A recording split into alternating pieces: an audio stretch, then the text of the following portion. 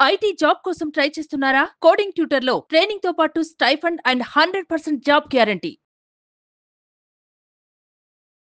ఏముంది sir audio టేప్లో? First call emergency అని చెప్పారు, మూడో కాల్ చనిపోయిందని చెప్పారు. సూసైడ్ చేసుకొని చనిపోయిందా, ఎవరు చంపారా, ఎలా జరిగింది, ఏ కండిషన్ కూడా తెలీదు. 3 గంటల తర్వాత వెళ్ళేసరికి ఆ దృశ్యాన్ని చూసి ఒక్కసారి నిశ్చేష్టులు అయ్యారండి. ఒంటి మీద వస్త్రాలు లేవు.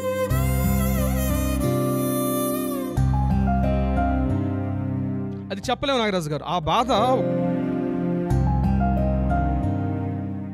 Welcome to Suman TV. నేను మీ సుమన్ టీవీ నాగ్. కోల్కతా ఇన్సిడెంట్కి సంబంధించినటువంటి వాటిలో కొన్ని ఆడియో టేపులు డీకోడ్ చేసి బయటికి కొంతమంది తీసుకురావడం జరిగిందనమాట. అయితే వీటికి సంబంధించినటువంటి ఆడియో టేపుల్లో నిజానికి ఏముంది అంటే, ఆర్జికర్ మెడికల్ హాస్పిటల్ నుంచి అభయ పేరెంట్స్కి ఆ కాల్ వెళ్ళినట్లు దాన్ని కొంచెం డీకోడ్ చేస్తే కొన్ని విషయాలు బయటపడ్డాయి, సంచలన నిజాలు బయటపడ్డాయని చెప్పేసి అంటూ ఉంటారు కదా, అలాంటి విషయాలే బయటపడ్డాయి. ఆ ఆడియో టేప్లో ఏముంది, దానికి సంబంధించినటువంటి వాటిల్లో ఈరోజు మనతో పాటు హైకోర్టు అడ్వకేట్ రవీంద్రనాథ్ గారు ఉన్నారు. అది వారి మాటలోనే అడిగి తెలుసుకుందాం. Hello sir. హాయ్ అండి నాగరాజు గారు. ఏముంది సార్ ఆడియో టేప్లో? ఆగస్టు 9 హర్రర్ అని మనం ఏదైతే పిలుచుకుంటున్నామో ఈ సంఘటనకు సంబంధించి కొన్ని రోజుకు ఒక కొత్త విషయాలు బయటకు వెలుగులోకి వస్తున్నాయి. ఈరోజు ఆగస్టు 9వ తారీఖు జరిగిన సంఘటనలో అంటే మార్నింగ్ 9:30కి అక్కడ విక్టిమ్ యొక్క డెడ్ బాడీ చూసిన తర్వాత త్వరగా అక్కడ కొన్ని సంఘటనలు నమోదయ్యాయి. ఆర్జికర్ మెడికల్ కాలేజ్ నుంచి ఆ రోజు మార్నింగ్ పేరెంట్స్కి వెళ్ళినటువంటి కాల్స్ ఈరోజు మనకి రిలీజ్ అవ్వడం జరిగింది. అక్కడ ఉన్నటువంటి కాల్స్ అన్నింటినీ కూడా టోటల్ సిబిఐ వాళ్ళు క్యాప్చర్ చేయడం, ఆ టోటల్ ఇన్ఫర్మేషన్ అంతటిని కూడా డీకోడ్ చేశారు. ప్రతి కాల్స్ రికార్డింగ్ అవుతున్నట్టున్నాయి. ప్రతి కాల్ను కూడా డీకోడ్ చేసే టెక్నాలజీ సిబిఐ వాళ్ళ దగ్గర ఉంది. ఆ టెక్నాలజీ అదొక్క సిబిఐ వాళ్ళ దగ్గర మాత్రమే ఉంటుంది. ఆ కాల్స్ని డీకోడ్ చేశారు ఈరోజు వాళ్ళు. ఆ డీకోడ్ చేసిన విషయాల్ని నేను మీ ముందు పంచుకునే ప్రయత్నం చేస్తాను. ఇది మీడియాలోకి వచ్చే ఆ న్యూస్ని మీకు అందజేసే ప్రయత్నం చేస్తాను నాగరాజు గారు. దీనికి సంబంధించింది ముఖ్యంగా ప్రతిరోజులాగే ఆ రోజు కూడా మార్నింగ్ తెల్లారింది. తెల్లవారుజామున కలకత్తా నగరం ఎట్లయితే మేలుకుందో అట్లనే మేలుకుంది. ప్రతి ఒక్కరు ఎవరి హడావుడిలో వాళ్ళు ఉన్నారు. మార్నింగ్ అప్పుడప్పుడే న్యూస్ ఎవరి హడావుడిలో ఆఫీసులకు వెళ్ళేవాళ్ళు, స్కూల్కి వెళ్ళేవాళ్ళు, ఎవరి హడావుడిలో వాళ్ళు ఉన్నారు. ఇటువంటి సమయంలో మార్నింగ్ మా అమ్మాయి కాలేజీకి వెళ్ళింది, మార్నింగ్ డ్యూటీ నుంచి వచ్చేస్తుంది అని వెయిట్ చేస్తున్నటువంటి పేరెంట్స్ అందరూ కూడా చాలామంది ఉన్నారు. నైట్ డ్యూటీలు చేస్తున్నటువంటి ఆడపిల్లల తల్లిదండ్రులు ఎలా అయితే వెయిట్ చేస్తారో, సగటు మధ్యతరగతి ఒక వ్యక్తులు ఎలా వెయిట్ చేస్తారో ఈ పేరెంట్స్ కూడా అలాగే వెయిట్ చేశారు.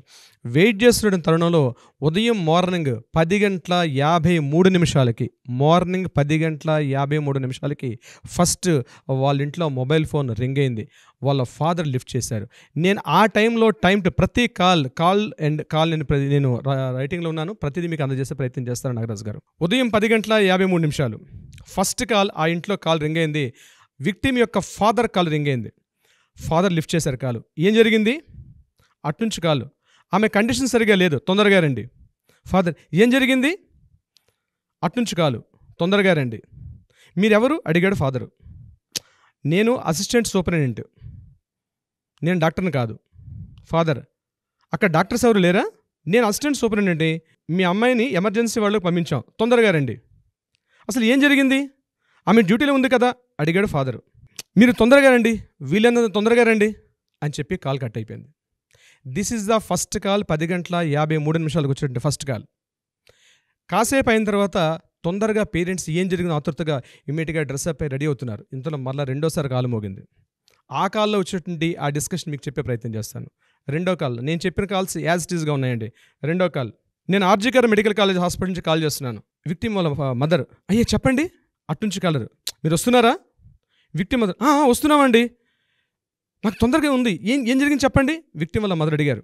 అట్నుంచి కాల్, మీరు తొందరగా రండి, మాట్లాడతాం, మీరు హాస్పిటల్లో తిన్నగా చెస్ట్ డిపార్ట్మెంట్ సెక్షన్కి రండి, అక్కడ మీకు అన్ని విషయాలు చెప్తాను అని చెప్పి కాల్ కట్ చేసేసారు.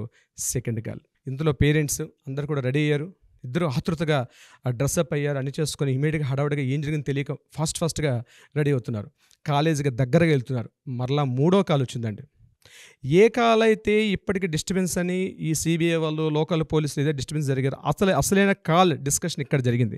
మూడో కాల్ వచ్చింది. విక్టిమ్ వాళ్ళ ఫాదర్ లిఫ్ట్ చేశారు. హలో, అట్నుంచగలరు, నేను అసిస్టెంట్ సూపరింటెండెంట్ మాట్లాడుతున్నానండి. అదొక లేడీ వాయిస్. విక్టిమ్ వాళ్ళ ఫాదర్, చెప్పండి ఏం జరిగింది. అట్నుంచగలరు, విషయం ఏమిటంటే మీ అమ్మాయి సూసైడ్ చేసుకుని ఉండొచ్చు, ఆమె చనిపోయి ఉంది, ఇక్కడే పోలీసు అందరూ ఇక్కడే ఉన్నారు, అందరం ఇక్కడే ఉన్నాం, మీరు ఎంత తొందరగా వీలైతే అంత తొందరగా రండి అని అట్నుంచి కాలు.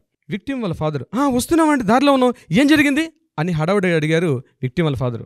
ఇంతలో విక్టిమ్ వాళ్ళ మదర్ ఫోన్ తీసుకొని, ఏమిటండి నా కూతురు చనిపోయిందా, ఏం జరిగింది అని అడుగుతుంది విక్టిమ్ వాళ్ళ మదరు. ఇంతలో మళ్ళీ కాల్ కట్ అయిపోయింది.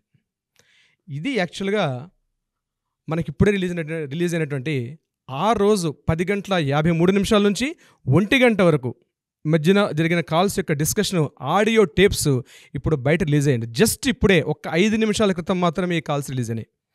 ఈ కాల్స్లో ఉన్న ఇన్ఫర్మేషన్ డీకోడ్ చేస్తే ఎలా ఉంది అంటే, అమ్మాయి చనిపోయిందని చెప్పడానికి 3వ చెప్పాడు. సూసైడ్ చేసుకుంది, పోలీసులందరూ ఇక్కడే ఉన్నారు, మేమందరం ఇక్కడే ఉన్నాం అని 3వ కాల్లో చెప్పారు. ఆ కాల్నే పట్టుకున్నారు సిబిఐ డిపార్ట్మెంట్ వాళ్ళు.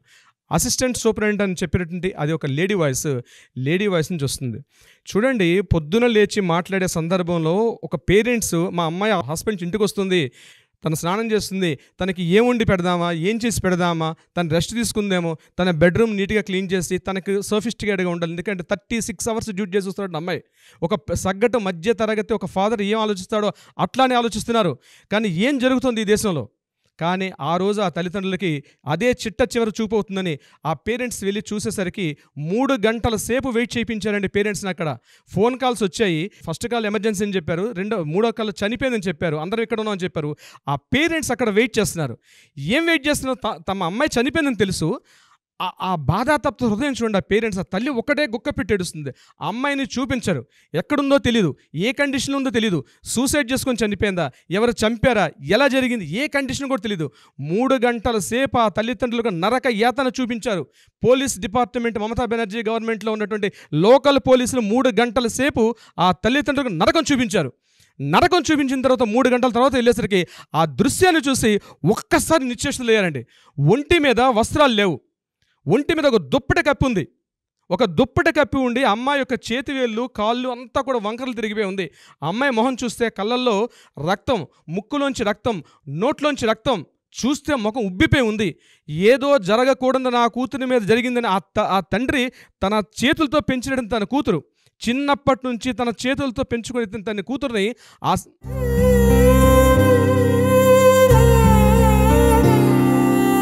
అది చెప్పలేము నాగరాజు గారు. ఆ బాధ ఒక పేరెంట్గా పడే బాధ వర్ణాతీతం అండి.